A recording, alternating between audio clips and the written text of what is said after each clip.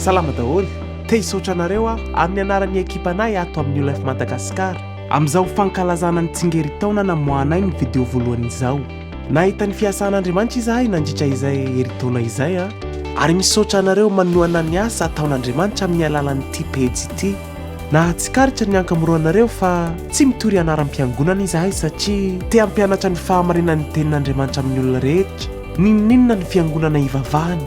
Manana antso ho an'ny fiainanao Andriamanitra ary ny tanjonay dia ny hanampy anao hitombo amin'ny finoanao sy ho raiki-pity amin'i Jesosy mihoatra ny teo aloha. Mivavaha ho anay mba ho tohizan'Andriamanitra ny asany amin'ny alalan'ny vidéo izay zaraina eto amin'ny pejy sy YouTube ary Instagram hamonjy sy taonan'ny olona nakaiky azy.